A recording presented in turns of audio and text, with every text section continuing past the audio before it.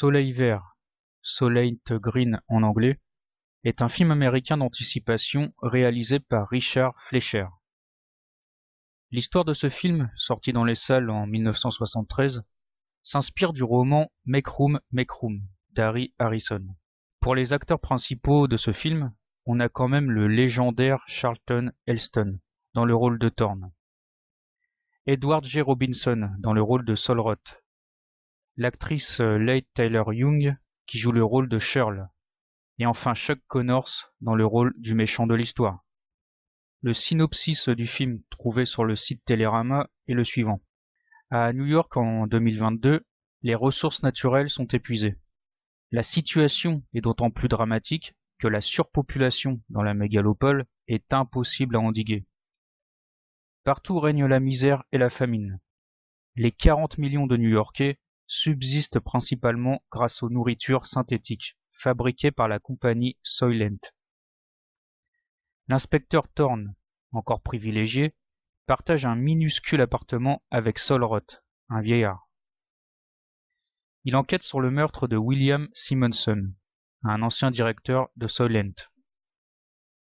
Thorne découvre au fil de ses recherches que cette affaire est loin de se résumer à un simple crime sordide. Il reçoit des menaces mais refuse d'abandonner l'enquête.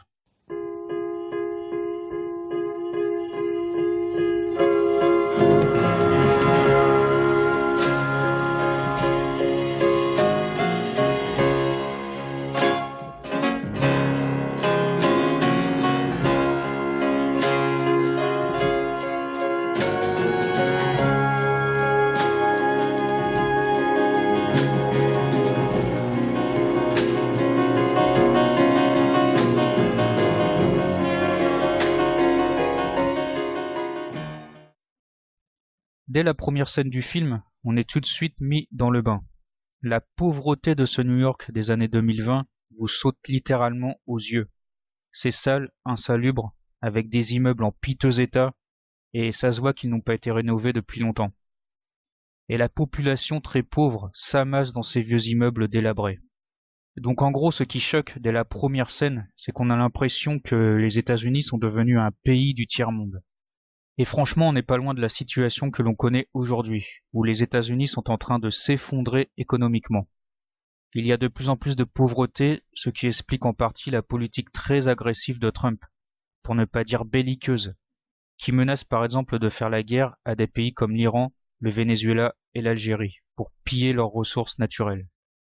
Bon, ce n'est pas l'unique raison, il y a aussi la volonté de déclencher un chaos mondial d'une élite mondialiste et messianique, mais la question économique n'est pas à négliger. La seconde scène du film est aussi très intéressante, car on voit le personnage principal se réveiller, et son premier réflexe est d'allumer la télé.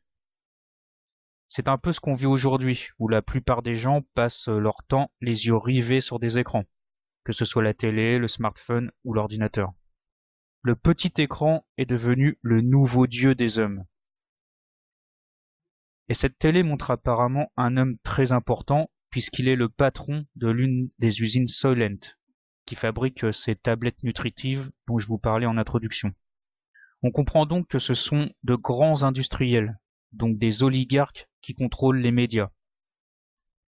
Et celui qui contrôle les médias contrôle le monde. On a la même chose aujourd'hui en France où tous les grands médias appartiennent à des oligarques, comme BFM TV par exemple, la soi-disant première chaîne d'infos de France, qui appartient au milliardaire israélien Patrick Drahi. Tout de suite après, on voit apparaître le vieillard qui vit avec le personnage principal. Il symbolise en quelque sorte la sagesse. Et c'est lui qui va éteindre la télé en disant que tout ça, ce ne sont que des foutaises.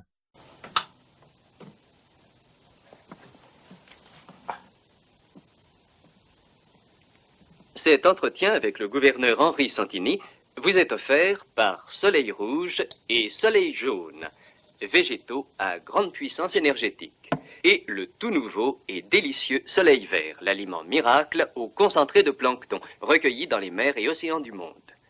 En raison même de son immense popularité, Soleil Vert est devenu une denrée rare. N'oubliez pas que c'est mardi le jour de Soleil Vert. Je passe la parole au gouverneur Santini. Merci Richard, merci. C'est un plaisir pour moi d'être ici cet après-midi et de pouvoir m'adresser à la population de New York. La foutaise. Autrement dit, tout ce qui est dit dans les médias ne sont que des mensonges. Donc lui semble avoir connu l'ancien monde, lorsque les États-Unis étaient encore un pays riche. Il peut donc le comparer avec cette société moderne, où les gens vivent comme des esclaves. Oui, car j'ai oublié de vous dire que dès la première scène, on apprend qu'il y a un couvre-feu, et que les gens, au bout d'une certaine heure, ont l'obligation de rentrer chez eux, sauf ceux qui bénéficient de passe-droit, c'est-à-dire l'élite de cette société oligarchique. Et donc ce vieux sage a connu l'ancienne Amérique, prospère, où les gens étaient encore libres, même si dans les faits cette société de consommation que l'on connaît aujourd'hui nous rend tous esclaves du capitalisme. Et le vieux, par la suite, parle justement de ce capitalisme financier qui a détruit toutes les ressources naturelles, et qui, pour continuer à s'enrichir, a mis au point une nourriture chimique, artificielle. C'est un peu ce qu'on voit aujourd'hui où des scientifiques ont inventé la viande artificielle, et l'ont présentée comme une solution pour mettre fin à la famine dans le monde. D'autres ont même mis au point des sortes de pilules énergétiques à base d'algues, et c'est justement ce qu'on voit dans le film avec ces fameuses tablettes. Dolitnikov, pas de dossier. Matthewson, hors juridiction. Shergoff, entré au foyer. Quant à Donaldson, à extrader. Pourquoi tu ne prends rien?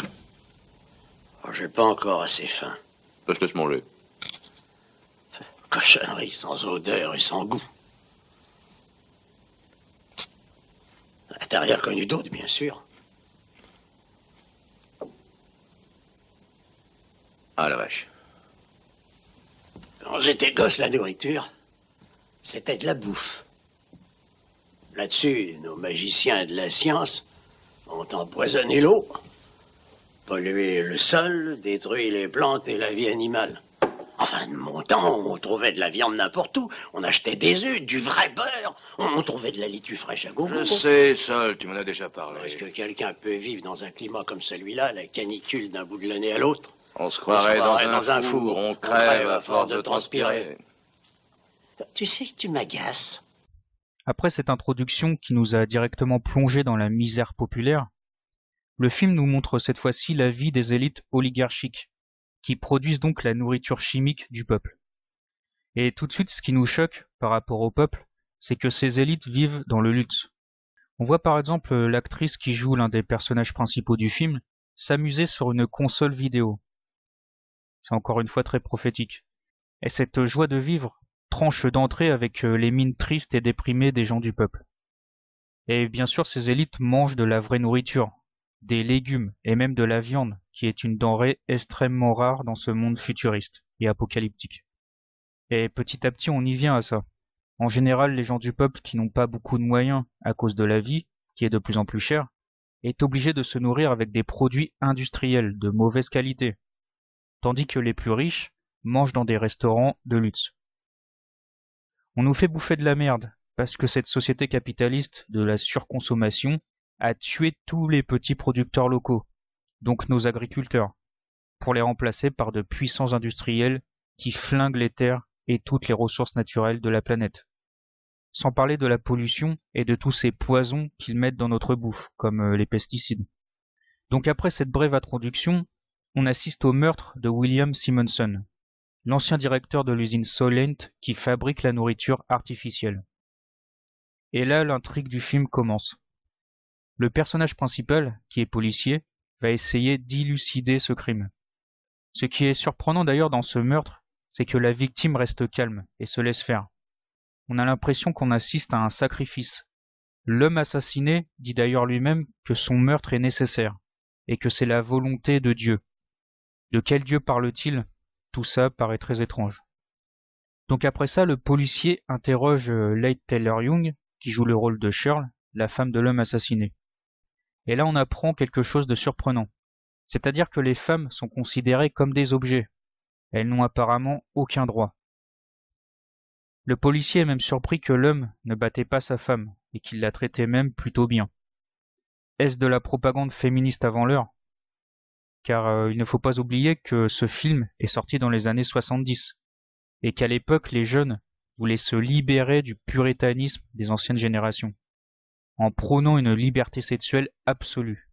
Et le grand symbole de cette libération, avec la génération hippie, étaient justement ces jeunes femmes libérées, entre guillemets, de l'emprise du père et de l'homme en général, et qui couchaient à droite à gauche. Ces générations hippies et 68 arts d'enfance sont allées très loin dans l'immoralité, ce qui a donné cette société complètement dégénérée que l'on connaît aujourd'hui. On apprend ensuite que le corps de l'homme assassiné est emmené dans une usine, en dehors de la ville. Donc il n'est même pas enterré. Ce monde cauchemardesque a donc plus rien d'humain, puisque les morts n'ont même plus le droit à une cérémonie funéraire. Les hommes sont devenus des animaux civilisés, même chez les élites, car les animaux bien sûr n'enterrent pas leurs morts. Seule la femme, Shirl, qui est considérée comme un objet, je le rappelle, s'inquiète du sort du mort. On retrouve donc un semblant d'humanité chez celles qui justement ne sont pas considérées comme des êtres humains, c'est-à-dire les femmes. Et symboliquement c'est beau, car la femme donne la vie lorsqu'elle devient mère. Et s'il existe encore un espoir pour que cette société change un jour, cet espoir naîtra de la femme. Le policier a profité de son enquête pour voler quelques produits de luxe, comme du savon, du bourbon et du bœuf, afin de les offrir aux vieux. Et le vieux sage pleure toutes les larmes de son corps lorsqu'il voit la viande. C'est un mélange de joie, mais aussi de regret. Il repense à son passé en se disant mais comment on a pu en arriver là? Et il reproche à ses contemporains, mais aussi à lui-même, de ne rien faire pour se révolter, afin d'offrir une meilleure vie aux générations futures. Activité océanographique Soylent, rapport général. 2015 à 2019. 2 volumes. Où diable as-tu trouvé ça? Sur un rayon, chez lui. Les seuls livres de référence qu'il avait. Ils te plaisent? Oh, j'en suis fou. Sais-tu combien de livres on publiait dans ce pays il n'y a pas tellement de temps quand il y avait du papier, des presses et des machines, du courant et des... Qu'est-ce que c'est que ça? Oh, mon Dieu. Ah, ce Simonson était un grand homme. Nachheim.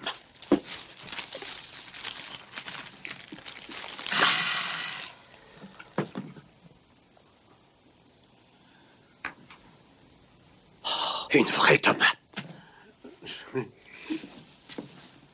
C'est pas une belle chose.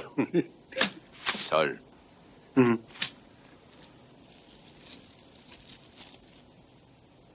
bœuf.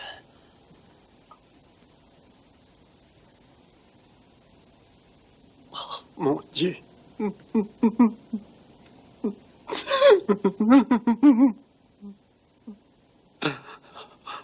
Comment sommes-nous arrivés là?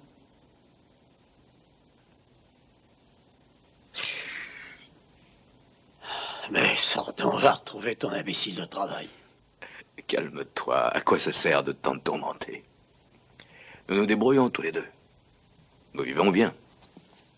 Ouais, d'une vie écœurante. C'est comme quand j'étais gosse. Tout le monde s'en fout, personne ne tente rien.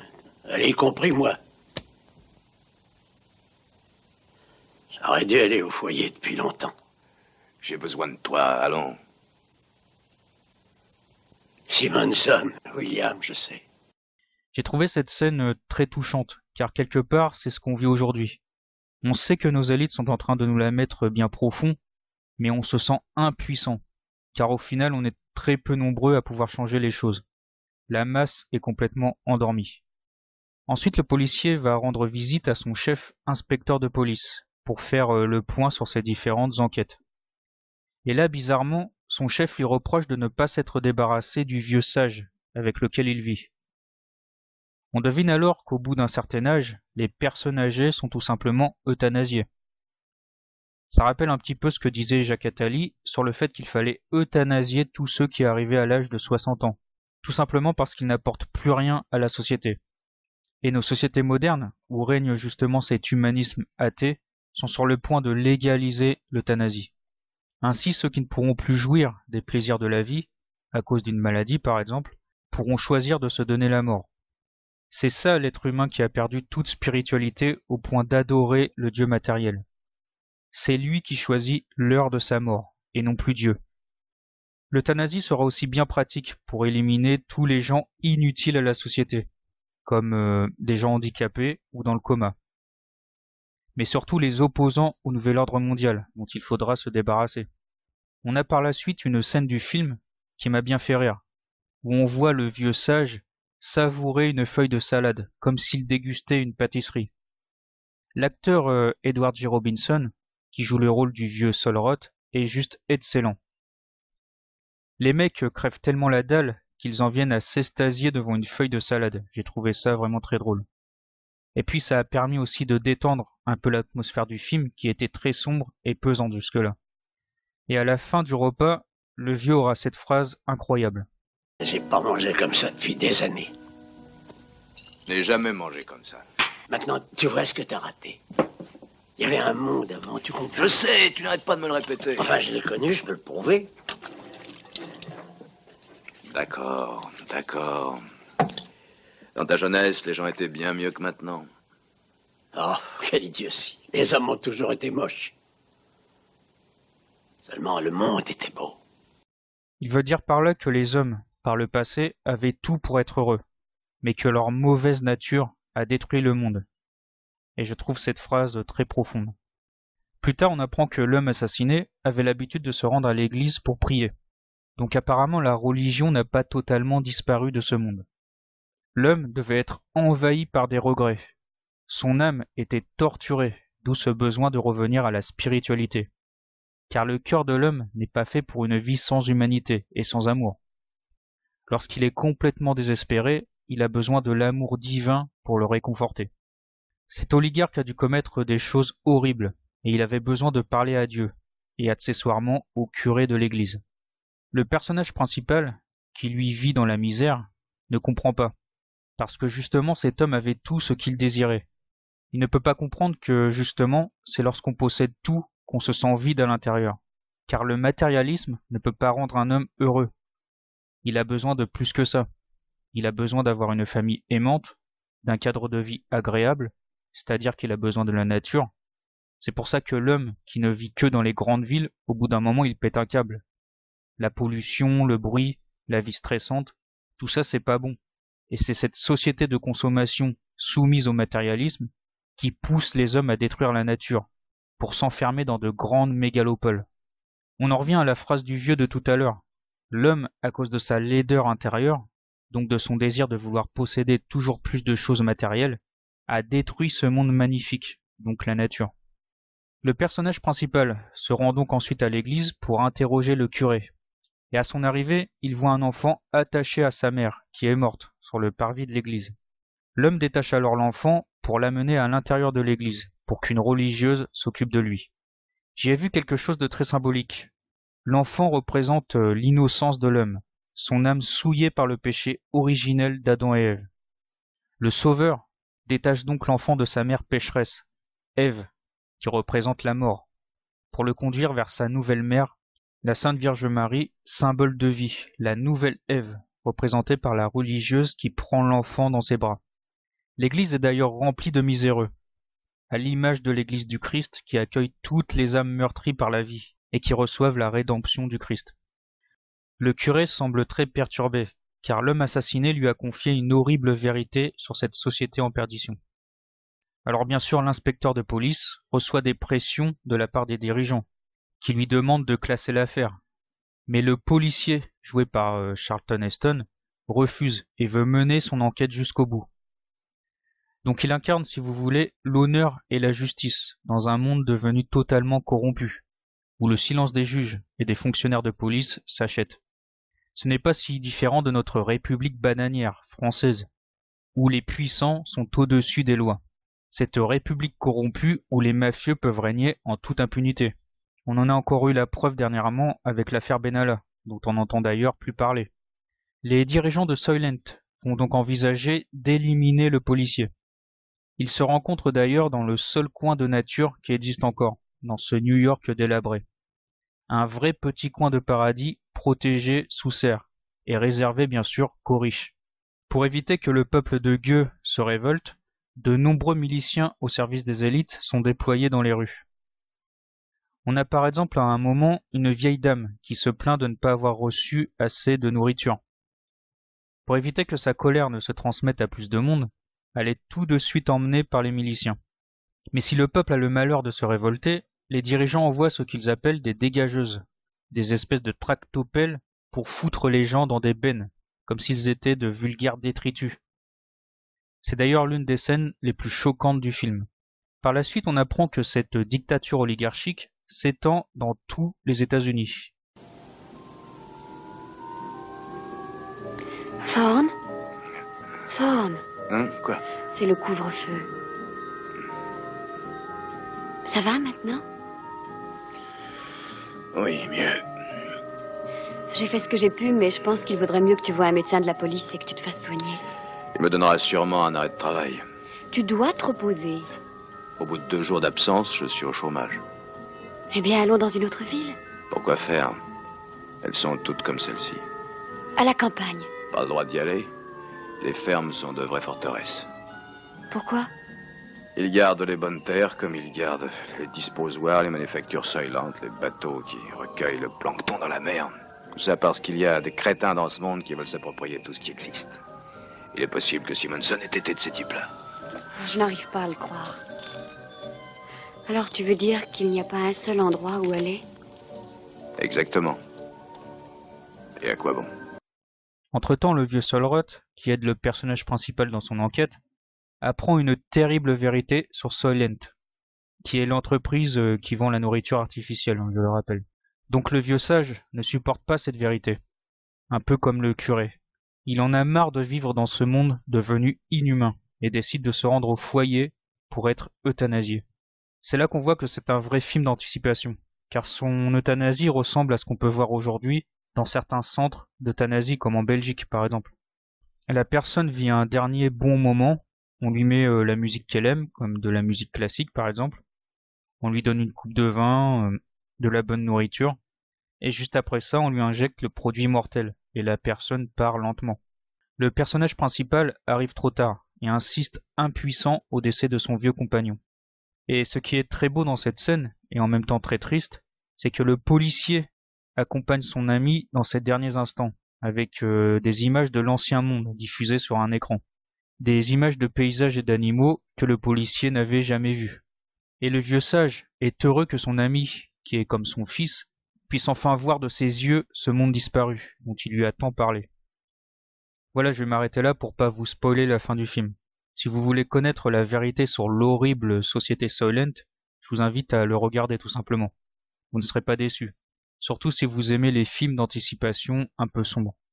Au final, ce que je retiens de ce film, c'est cette opposition entre l'ancien monde naturel, rempli de beauté, et le nouveau monde artificiel de l'homme, rempli de laideur et de cruauté. Ça nous donne vraiment à réfléchir sur notre monde moderne de plus en plus matérialiste et inhumain, qui détruit la nature pour que l'homme puisse continuer à s'enrichir. L'homme-dieu, rempli d'orgueil et de malice, est en train de façonner un monde à son image, c'est-à-dire un monde sans vie, sans beauté, sans amour et surtout sans liberté. Tout le contraire de la nature, cette magnifique création divine qui bientôt n'existera plus. Je vous remercie d'avoir regardé cette vidéo. N'hésitez pas à me dire si ce nouveau concept vous a plu. Si c'est le cas, je ferai d'autres analyses de films d'anticipation. Que Dieu vous bénisse.